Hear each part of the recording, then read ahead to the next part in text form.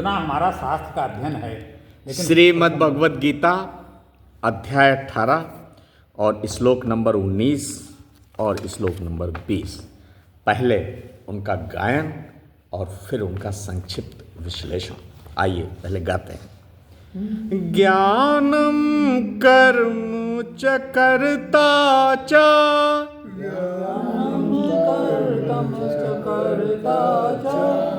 त्रिधैव गुण भेदतः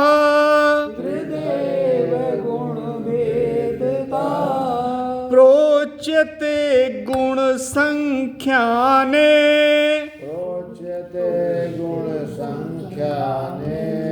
यथावत शृणु तान्यप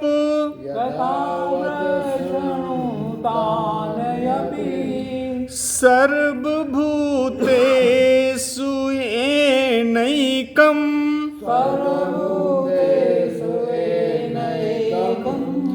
भावम् अव्ययम् ईक्षते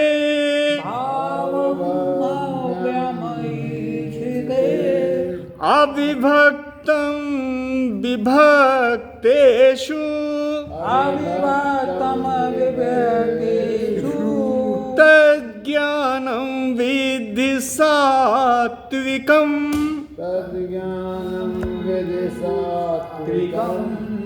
जी देखिए, ये जो अध्याय 18 है ये इंटाइटल्ड है मोक्ष संन्यास योग।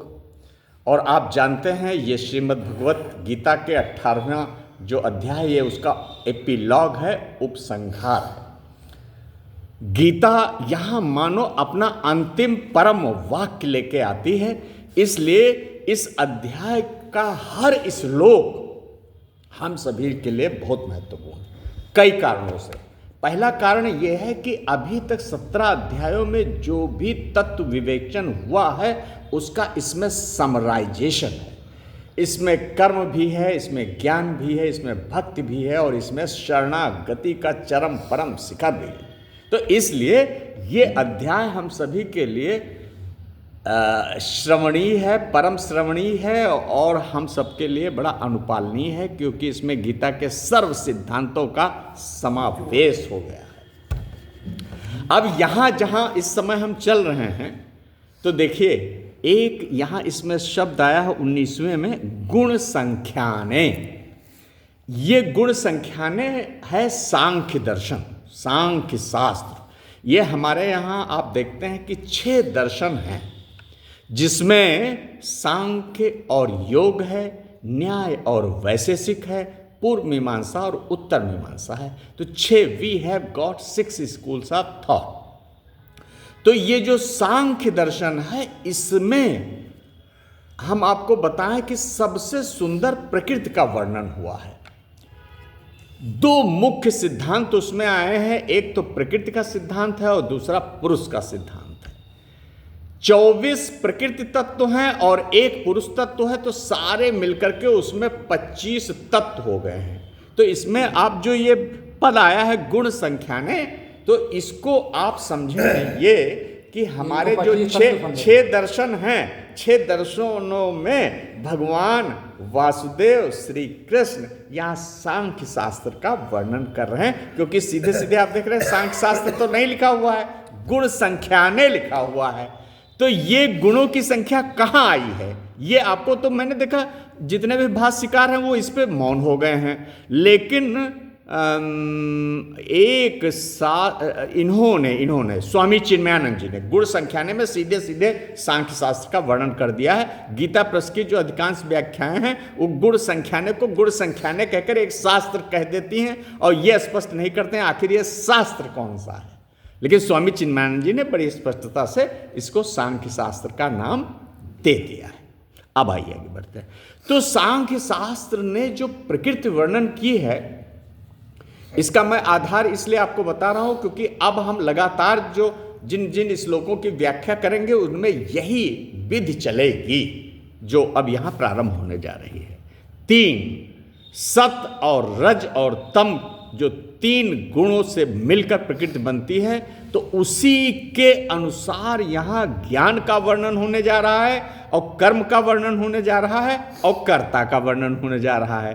तो ये जो तरीका है गुणों के आधार पर वर्णन करने का, ये सांख्य शास्त्र से आया हुआ है, सांख्य शास्त्र से लिया है। और देखिए गीता ने कितना खूबसूरती से इसमें सांख्य शास्त्र का भी समावेश कर दिया है। ये भी एक खूबसूरत सी बात है देखने की कि इसमें देखिए समन्वय की यह धारा भी आई है, जिसमें वेदांत और सांख्य का मिलन भी होता है।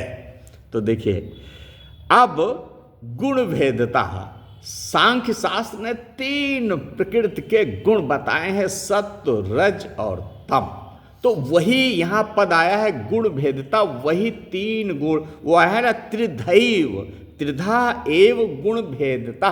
देखिए थोड़ा सा कठिन है, लेकिन अगर आप अपने जीवन से इसको रिलेट करेंगे तो ये बहुत ही इम्पॉर्टेंट है, क्योंकि अगर कर्म, ज्ञाता और ज्ञान ये तत्व आपकी दृष्टि में साफ नहीं हुए तो आपकी सारी कर्म की जो प्रविधि है, कर्म का जो ढंग है, वो दूषित हो जाएगा, गलत हो जाएगा। इसलिए भगवान ने कहा 18वें अध्याय में हम कर्म के घटकों का स्पष्टता से विवेचन कर दें। और चूंकि मनुष्य देखिए 3 गुणों के प्रभाव में हमेशा रहता है। कौन 3 गुण? सतगुण, रजगुण और तम गुण। इन 3 गुणों के प्रभाव में आप फ्लक्चुएट करते हैं, कभी सत में हैं तो कभी रज में हैं और कभी तम हैं। मैंने इन तीनों गुणों की विस्तार से पिछले अध्यायों में व्याख्या कर दी है। तो यहाँ अब जो वर्णन होने जा रहा है, तो सबसे पहले ज्ञान का वर्णन होने जा रहा है, और वो भी इसमें सबसे पहले सात्विक ज्ञान का वर्णन करेंगे जो 20 में आ रहा है। तो भगवान यहाँ भूमिका के रूप में ये कह रहे हैं 19 में कि सांख्य शास्त्र के अनुसार गुण संख्याने त्रिधैव गुण भेदता, 3 प्रकार के गुणों के आधार पर मैं किसका किसका वर्णन करने जा रहा हूं? नंबर 1 ज्ञानम, ज्ञान का वर्णन करूंगा 3 प्रकार से। कर्म, कर्म का वर्णन करूंगा 3 प्रकार से, और कर्ता का वर्णन करूंगा 3 प्रकार से। ये श्लोक देखिए भूमिका है, आगे आने वाले जो श्लोक हैं हमारे इसी तरीके से वो आगे बढ़ने वाले हैं। तो भगवान ने कहा पहले मैं उसकी थोड़ी सी प्रील्यूड, पहले उसकी प्रस्तावना मैं स्पष्ट कर दूं कि अब मैं क्या करने जा रहा हूं। तो उसको यहां स्पष्ट कर रहे हैं कि सांख्य शास्त्र के आधार पे, देखिए वेदांत में इतनी सुंदर व्याख्या नहीं है प्रकृति की मिस्टर अग्रवाल जी, वेदांत के पास इतना सुंदर प्रकृति का वर्णन नहीं है। ये सांख्य में बहुत सुंदर प्रकृति वर्णन है। तो वासुदेव श्री कृष्ण ने महर्षि कपिल को उठाया, उनका सांख्य शास्त्र लिया और उनका जो त्रिगुणात्मिका प्रकृति का वर्णन है उसको यहाँ इंक्लूड कर दिया। ये इसकी ब्यूटी है यहाँ, और लोग इसको समझेंगे कि जो है ये कहाँ से, बहुत सारे लोगों इसमें स्पष्ट नहीं है कि गुण संख्याने से किसका मतलब है, लेकिन स्वामी चिन्मयानंद जी ने इसको स्पष्ट कर दिया है। तो देखिए प्रोच्यते गुण संख्याने अर्थात सांख्य शास्त्र के आधार पर, 3 गुणों के आधार पर मैं ज्ञान, कर्म और कर्ता का सम्यक वर्णन करने जा रहा हूं। यथावत माने सम्यक, पूरा का पूरा। और आपको क्या करना है? तानि अपि शृणु, आप लोगों के लिए क्या है कि आप उसका श्रवण करें। हे पार्थ, हे अर्जुन, मैं जिस ज्ञान और कर्म और कर्ता का सांख्य शास्त्र के आधार पर वर्णन करने जा रहा हूं, गुणों के आधार पे, तुम्हें क्या करना है? तुम उसको सम्यकता से, पूर्णता से श्रवण करो। ये हो गया आपका 19। अच्छा, यथावत शृणु, सम्यकता से, ये नहीं कि हल्केपन से सुनो, सोचो अरे इसे हमें क्या लेना, क्या लेना हमें ज्ञान से, क्या लेना हमें कर्ता से, क्या लेना हमें कर्म से। तो नहीं, भगवान ने तुरंत वहाँ आपको अलर्ट कर दिया है, जगा दिया है, सचेतन कर दिया। He has made you conscious of the things which he is going to deliver before you. तो उन्होंने अपने सोचा ऐसा ना हो कहीं आप ठीक ढंग से ना सुनो, तो भगवान ने उसको कह दिया यथावत श्रृणु तान, उनको आप सम्यकता से श्रवण करो। अब सबसे पहले उन्होंने सात्विक ज्ञान को उठाया है। देखिए आप सभी के लिए या हमारे सबके लिए क्या मैटर करता है। देखो 3 तो गुण हैं और तीनों गुणों का आच्छादन है हमारी चेतना पर। ये तीनों गुण हमको अरेस्ट किए रहते हैं और हम उसी में फ्लैक्चुएट करते हैं, कभी सत्य में, कभी रज में, कभी तम में। हमारे लिए उपयोगी क्या है, हमारे लिए आवश्यक क्या है? हमारे लिए न रज ज्ञान आवश्यक है उतना, न तामसिक ज्ञान आवश्यक है उतना। हमारे लिए जो ज्ञान महत्वपूर्ण है, जो मुक्ति के लिए हमारी मदद करेगा, वो है सात्विक ज्ञान। मुक्तिकारी ज्ञान कौन सा है? राजसिक ज्ञान क्या मुक्तिकारी है? नहीं। तामसिक ज्ञान क्या मुक्तिकारी है? नहीं। मुक्तिकारी ज्ञान है अगर तो वो है सात्विक ज्ञान।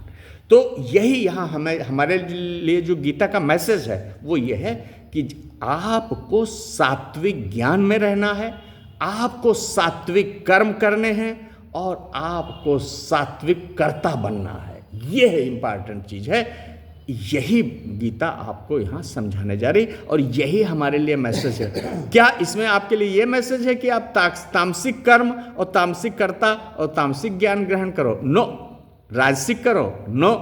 आपके लिए मैसेज है कि आप सात्विक ज्ञान और सात्विक कर्म और सात्विक कर्ता की जो उपदेशना यहाँ हो रही है उसको ग्रहण करिए।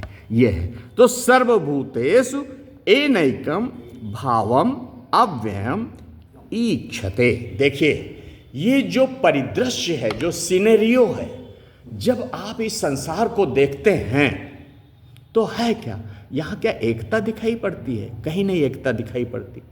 अपीयरेंस में डाइवर्सिटी है, एक एक चीज अलग अलग है, चीजें बिखरी हुई हैं, उनमें कोई मेल नहीं दिखता। कोई पूरब जा रहा तो कोई पश्चिम जा रहा, कोई उत्तर जा रहा तो कोई दक्षिण जा रहा। ये काले हैं तो ये श्वेत हैं तो ये दूसरे रंग के हैं, ये दूसरे रंग के। आकार में पता लगा ये लंबे हैं, ये छोटे हैं। इस संसार में एक एक चीज अपना अलग अस्तित्व धारण किए हुए है। तो ये बहुत डिवाइडेड संसार है। इसको आप ये न समझिए कि बड़ा एकताबद्ध संसार है, नहीं। ये संकल्प में, भाव में, कर्मों में, विचारों में, अभिव्यक्तियों में, रूपों में, रंगों में, सब जगह विभिन्नता ही विभिन्नता फैली हुई है। कोई 2 मनुष्य भी आपको एक जैसे नहीं मिलेंगे, 2 चीजें भी एक जैसी नहीं मिलेंगे, 2 वृक्ष भी एक जैसे नहीं मिलेंगे। सब में डाइवर्सिटी प्रिवेल करती है, ये समझ लीजिए। तो उसी के लिए यहां पद आया है विभक्तेषु सर्वभूतेषु विभक्तेषु। पृथक पृथक भूतों में, पृथक पृथक सृष्टियों में, पृथक पृथक वस्तुओं में। भूत का मतलब होता है जो उत्पन्न हुआ है, जितनी भी चीजें उत्पन्न हुई हैं सृष्टि में। सर्वभूतेषु, और ये चूंकि विभक्तियों की सृष्टि है, विभाजित सृष्टि है, विभिन्नता से के रंग से रंगी हुई सृष्टि है, तो इसमें अब आपकी क्या स्थिति होगी? क्या आपको विभाजन देखना है? क्या आपको अलगाव देखना है?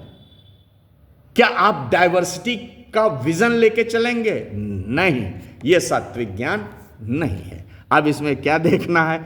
जो इस विभक्त और विभाजित और बहुरंगी सृष्टि में क्या देखता है? एकम भावम अव्ययम अविभक्तम आहा ईक्षते।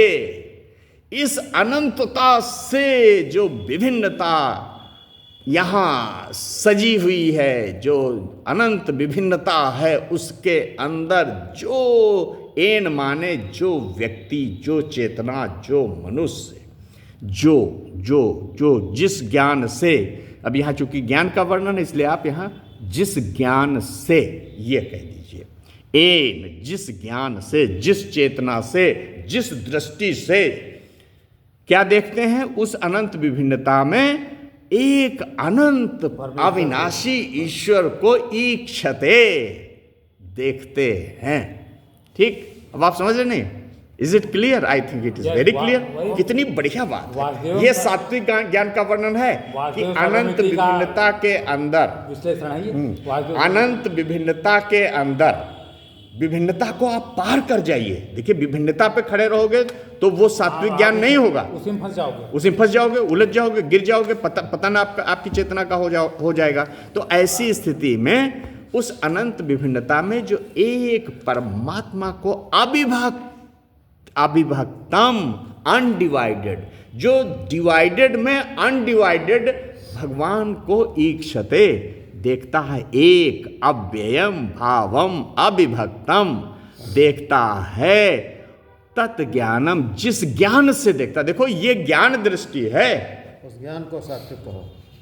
ये ज्ञान दृष्टि है। उस ज्ञान को सात्विकता के साथ ज्ञान, इस ज्ञान से, सात्विक ज्ञान से आप ऐसा देख सकते हो वैसे कि संभव सब में एक परमात्मा ही लहरा रहा है। ये सारी विभिन्नता तो ऊपर की कहानी है, बस। बहुरंगता तो ऊपर की कहानी है, ये तो ऊपर का नाटक है। इसके सबके पीछे, behind the entire creation, there is only one indestructible truth, and that is God, the supreme Brahman, supreme Brahman। तो यही सी ज्ञान को, जिस ज्ञान के द्वारा ऐसी दृष्टि पाई जाती है, जिस ज्ञान से ये बोध पाया जाता है, उसे सात्विक ज्ञान, सात्विक दृष्टि, सात्विक चेतना कहते हैं। उसी को तत्ज्ञानम विद्य सात्विकम, ऐसे ही ज्ञान को हे पार्थ तुम सात्विक जानो। मेरे ख्याल से ये चीज़ काफ़ी स्पष्ट हो गई है आप लोगों के लिए।